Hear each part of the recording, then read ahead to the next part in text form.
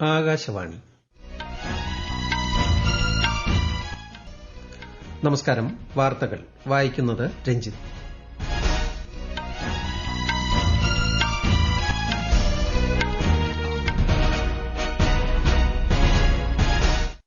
പ്രധാന വാർത്തകൾ.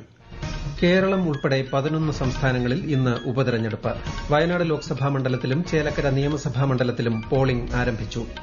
ഝാർഖണ്ഡിൽ ആദ്യഘട്ട നിയമസഭാ തെരഞ്ഞെടുപ്പിനുള്ള വോട്ടെടുപ്പ് പുരോഗമിക്കുന്നു. മഹാരാഷ്ട്രയിൽ പ്രചാരണം ഊർജ്ജിതം. പ്രധാനമന്ത്രി നരേന്ദ്രമോദി ഇന്ന് ബീഹാറിൽ 12,000 കോടി രൂപയുടെ വിവിധ വികസന പദ്ധതികൾക്ക് തുടക്കം കുറിക്കും. സിഐഎസ്എഫിൽ ആദ്യ വനിതാ ബറ്റാലിയൻ രൂപീകരിക്കുന്നതിന് കേന്ദ്ര ആഭ്യന്തര മന്ത്രാലയത്തിന്റെ അംഗീകാരം. സുപ്രധാന തീരുമാനം രാജ്യസുരക്ഷയിൽ സ്ത്രീകളുടെ പങ്കാളിത്തം വർദ്ധിപ്പിക്കുന്നതിന്. കേരളത്തിൽ കൽപ്പാത്തി രഥോത്സവത്തോടനുബന്ധിച്ചുള്ള ഒന്നാം തേരുത്സവം ഇന്ന്. ഇന്ത്യ ദക്ഷിണാഫ്രിക്ക ട്വന്റി ക്രിക്കറ്റ് പരമ്പരയിലെ മൂന്നാം മത്സരം ഇന്ന്. വനിതാ ഏഷ്യൻ ഹോക്കി ചാമ്പ്യൻഷിപ്പിൽ ദക്ഷിണ കൊറിയയ്ക്കെതിരെ ഇന്ത്യയ്ക്ക് ജയം. വാർത്തകൾ വിശദമായി. കേരളത്തിൽ ഉപതെരഞ്ഞെടുപ്പ് നടക്കുന്ന വയനാട്, ചേലക്കര മണ്ഡലങ്ങളിൽ പോളിംഗ് ആരംഭിച്ചു. രാവിലെ 7 മണി മുതൽ വൈകുന്നേരം 6 മണി വരെയാണ് വോട്ടെടുപ്പ്. വയനാട് പാർലമെന്റ് മണ്ഡലത്തിൽ 16 സ്ഥാനാർത്ഥികളാണ് ജനവിധി തേടുന്നത്. വയനാട്, മലപ്പുറം, കോഴിക്കോട് ജില്ലകളിലായി വ്യാപിച്ചു കിടക്കുന്ന മണ്ഡലത്തിൽ 14.71 ലക്ഷം വോട്ടർമാരാണുള്ളത്. ചേലക്കര നിയമസഭാ മണ്ഡലത്തിൽ 2.13 ലക്ഷം വോട്ടർമാരുണ്ട്. മണ്ഡലത്തിലെ 14 പ്രശ്നസാധ്യതാ ബൂത്തുകളിൽ കേന്ദ്ര സായുധ പോലീസ് ഉദ്യോഗസ്ഥരെ അടക്കം വിന്യസിച്ചിട്ടുണ്ട്. പോളിംഗ് ബൂത്തുകളിൽ വെബ് കാസ്റ്റിംഗ് സംവിധാനവും ഏർപ്പെടുത്തി. വയനാട് ലോക്സഭാ മണ്ഡലത്തിൽ തെരഞ്ഞെടുപ്പ് സുഗമമാക്കുന്നതിനായി വെബ്കാസ്റ്റിംഗ് ഉൾപ്പെടെയുള്ള സംവിധാനങ്ങൾ ഒരുക്കിയിട്ടുണ്ട്. സുരക്ഷയ്ക്കായി പോലീസിനു പുറമെ കേന്ദ്രസേനയെയും വിന്യസിച്ചു. വിശദാംശങ്ങളുമായി ആകാശവാണി വയനാട് ജില്ലാ പ്രതിനിധി അരുൺ വിൻസെന്റ്. 14,71,742 വോട്ടർമാരാണ് ഇന്ന് പോളിംഗ് ബൂത്തിലേക്ക് പോകുക. 1,354 പോളിംഗ് ബൂത്തുകളാണ് സജ്ജീകരിച്ചിട്ടുള്ളത്. മേപ്പാടി പഞ്ചായത്തിലെ 10, 12 വാർഡിലെ വോട്ടർമാർക്കായി ചൂരൽമലയിൽ 2 ബൂത്തുകളും 11ാം വാർഡിൽ ഉൾപ്പെട്ടവർക്കായി 1 ബൂത്തുമാണ് സജ്ജീകരിച്ചിട്ടുള്ളത്. ദുരന്ത മേഖലയിൽ നിന്നും വിവിധ വാടക വീടുകൾ താമസിക്കുന്നവർക്ക് വോട്ടെടുപ്പ് കേന്ദ്രങ്ങളിൽ എത്താൻ സൌജന്യ വാഹന സൌകര്യവും ഒരുക്കിയിട്ടുണ്ട്. ജില്ലയിൽ 2 ബൂത്തുകളാണ് പ്രശ്നബാധിത ബൂത്തുകൾ. 11 ബൂത്തുകൾ പ്രത്യേക സുരക്ഷാ പട്ടികയിൽ ഉൾപ്പെട്ടതുമാണ്. ഇവിടങ്ങളിൽ കനത്ത സുരക്ഷയാണ് ഒരുക്കിയിട്ടുള്ളത്. കേരളത്തിനു പുറമെ നിയമസഭാ ഉപതെരഞ്ഞെടുപ്പ് നടക്കുന്ന 10 സംസ്ഥാനങ്ങളിലും വോട്ടെടുപ്പ് പുരോഗമിക്കുകയാണ്. കർണാടകയിലെ 3ഉം ഗുജറാത്ത്, ഛത്തീസ്ഗഡ്, മേഘാലയ എന്നിവിടങ്ങളിലെ ഓരോ ഇടത്തും, ബീഹാറിൽ 4ഉം അസമിൽ 5ഉം രാജസ്ഥാൻ, പശ്ചിമബംഗാൾ എന്നിവിടങ്ങളിൽ 6ഉം മധ്യപ്രദേശിലും സിക്കിമിലും 2 വീതവും മണ്ഡലങ്ങളിലാണ് ഇന്ന് വോട്ടെടുപ്പ് നടക്കുന്നത്. രാവിലെ 7 മണിക്ക് തന്നെ പോളിംഗ് ആരംഭിച്ചു. ഈ മാസം 23-നാണ് വോട്ടെണ്ണൽ. നിയമസഭാ തെരഞ്ഞെടുപ്പ് നടക്കുന്ന ഝാർഖണ്ഡിൽ ആദ്യഘട്ട വോട്ടെടുപ്പ് ഇന്ന്. 43 മണ്ഡലങ്ങളിലാണ് ഈ ഘട്ടത്തിൽ തെരഞ്ഞെടുപ്പ് നടക്കുന്നത്. രാവിലെ 7 മണിക്ക് ആരംഭിച്ച പോളിംഗ് വൈകിട്ട് 5 വരെ തുടരും. 31 മണ്ഡലങ്ങളിലെ 950 പ്രശ്നബാധിത ബൂത്തുകളിൽ വൈകിട്ട് 4-ന് വോട്ടെടുപ്പ് സമാപിക്കും. 683 സ്ഥാനാർത്ഥികളാണ് മത്സരരംഗത്തുള്ളത്. മഹാരാഷ്ട്രയിൽ നിയമസഭാ തെരഞ്ഞെടുപ്പ് പ്രചാരണം ഊർജ്ജിതമായി പുരോഗമിക്കുന്നു. പ്രധാന രാഷ്ട്രീയ കക്ഷികളുടെ നേതാക്കളെല്ലാം പ്രചാരണത്തിൽ സജീവമാണ്. സംസ്ഥാനത്തെ 288 മണ്ഡലങ്ങളിൽ ഈ മാസം 20-ന് ഒറ്റഘട്ടമായാണ് വോട്ടെടുപ്പ്.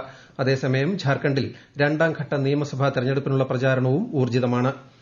ഈ മാസം 20-ന് ഉപതെരഞ്ഞെടുപ്പ് നടക്കുന്ന പാലക്കാട് LDF സ്ഥാനാർത്ഥി ഡോക്ടർ പി സരിൻ ഇന്ന് മാത്തൂർ, പിരായിരി, കണ്ണാടി പഞ്ചായത്തുകളിൽ പ്രചാരണം നടത്തും.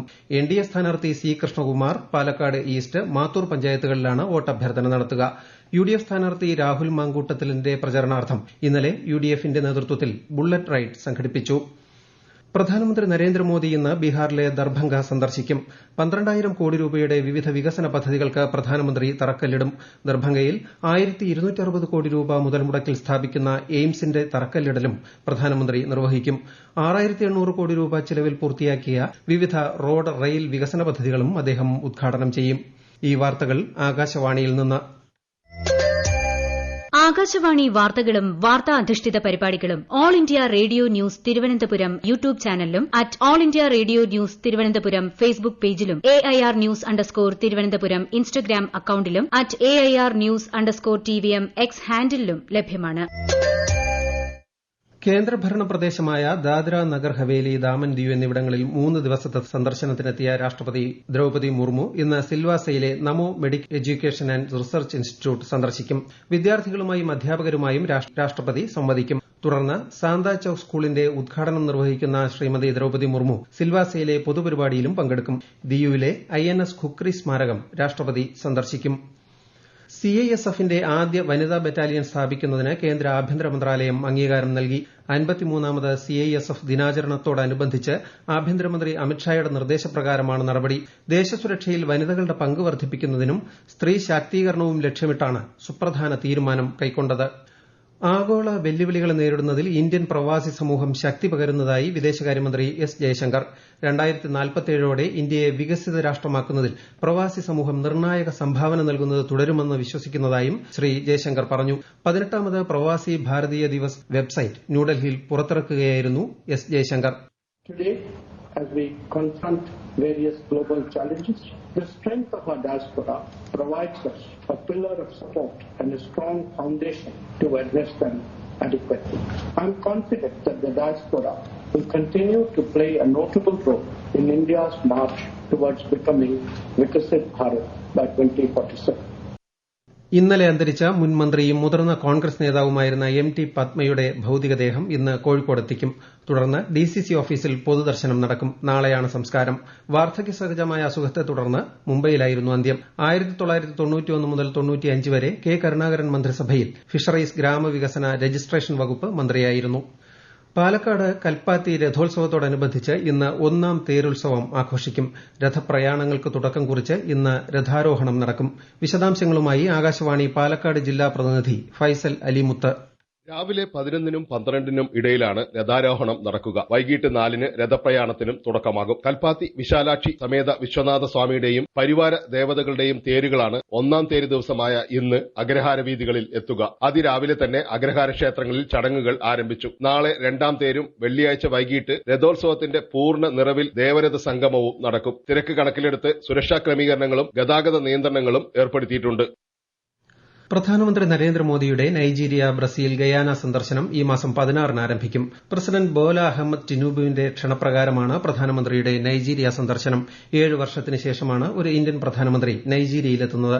നവംബർ 18, 19 തീയതികളിൽ നടക്കുന്ന G20 ഉച്ചകോടിയിൽ പങ്കെടുക്കാൻ പ്രധാനമന്ത്രി ബ്രസീലിലെ റിയോ ഡി ജനീറോയിലേക്ക് പോകും. തുടർന്ന് അദ്ദേഹം ഗയാനയും സന്ദർശിക്കും. ദക്ഷിണാഫ്രിക്കയ്ക്കെതിരായ ഇന്ത്യയുടെ 3ാം ട്വന്റി മത്സരം ഇന്ന്. ദക്ഷിണാഫ്രിക്കയിലെ സെഞ്ചൂറിയനിലെ സൂപ്പർ സ്പോർട്ട് പാർക്ക് ക്രിക്കറ്റ് സ്റ്റേഡിയത്തിൽ ഇന്ത്യൻ സമയം രാത്രി 8:30-നാണ് മത്സരം. 4 മത്സരങ്ങളടങ്ങിയ പരമ്പരയിൽ ഇരു ടീമുകളും ഓരോ മത്സരം വീതം ജയിച്ചിട്ടുണ്ട്. വനിതാ ഏഷ്യൻ ഹോക്കി ചാമ്പ്യൻഷിപ്പിൽ ദക്ഷിണ കൊറിയയ്ക്കെതിരെ ഇന്ത്യയ്ക്ക് ജയം. 3 തവണ ജേതാക്കളായ ദക്ഷിണ കൊറിയയെ 3-2-നാണ് ഇന്ത്യ പരാജയപ്പെടുത്തിയത്. ബീഹാറിലെ രാജ്ഗീർ ഹോക്കി സ്റ്റേഡിയത്തിലായിരുന്നു മത്സരം. വിദേശകാര്യമന്ത്രി എസ് ജയശങ്കർ സൌദി അറേബ്യൻ വിദേശകാര്യമന്ത്രി Faisal bin Farhan Al Saud രാജകുമാരനുമായി ഇന്ന് ന്യൂഡൽഹിയിൽ കൂടിക്കാഴ്ച നടത്തും. 2 ദിവസത്തെ ഇന്ത്യ സന്ദർശനത്തിനായി സൌദി വിദേശകാര്യമന്ത്രി ഇന്നലെയാണ് ഡൽഹിയിലെത്തിയത്. സൌദി അറേബ്യയുടെ ഏറ്റവും വലിയ 2ാമത്തെ വ്യാപാര പങ്കാളിയാണ് ഇന്ത്യ. DRDOയുടെ ദീർഘദൂര ഗതി നിയന്ത്രിത ഭൂതല മിസൈലിന്റെ ആദ്യ പരീക്ഷണം ഒഡീഷയിലെ ചന്ദിപ്പൂരിൽ നടന്നു. പരീക്ഷണം വിജയകരമായിരുന്നതായി DRDO അറിയിച്ചു. ആദ്യ പരീക്ഷണം വിജയിച്ചതിൽ DRDOയെയും സായുധ സേനയെയും ബഹിരാകാശ മേഖലയിലെ വിദഗ്ധരെയും രാജ്യരക്ഷാമന്ത്രി രാജ്നാഥ് സിംഗ് അഭിനന്ദിച്ചു. പ്രധാനമന്ത്രി മത്സ്യസമ്പദ യോജനയുടെ ഭാഗമായി തിരുവനന്തപുരം ജില്ലയിലെ തീരക്കടലിൽ കൃത്രിമ പാര് സ്ഥാപിച്ച പ്രദേശങ്ങളിൽ കടലിൽ മത്സ്യവിത്ത് നിക്ഷേപിക്കൽ പദ്ധതിക്ക് ഇന്ന് തുടക്കമാകും. വിഴിഞ്ഞം നോർത്ത് ഹാർബറിൽ രാവിലെ നടക്കുന്ന ചടങ്ങിൽ കേന്ദ്ര സഹമന്ത്രി ജോർജ് കുര്യൻ പദ്ധതി ഉദ്ഘാടനം ചെയ്യും.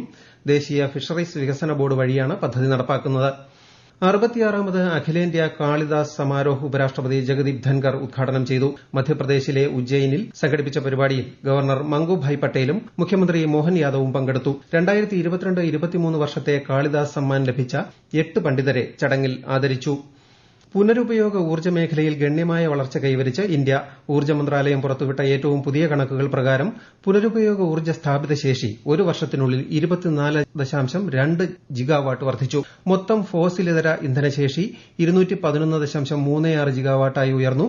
സൌരോർജ്ജ മേഖലയിൽ 20.1 ജിഗാവാട്ടിന്റെ വർധനയുണ്ടായി. പ്രധാന വാർത്തകൾ വീണ്ടും. കേരളം ഉൾപ്പെടെ 11 സംസ്ഥാനങ്ങളിൽ ഇന്ന് ഉപതെരഞ്ഞെടുപ്പ്. വയനാട് ലോക്സഭാ മണ്ഡലത്തിലും ചേലക്കര നിയമസഭാ മണ്ഡലത്തിലും പോളിംഗ് ആരംഭിച്ചു.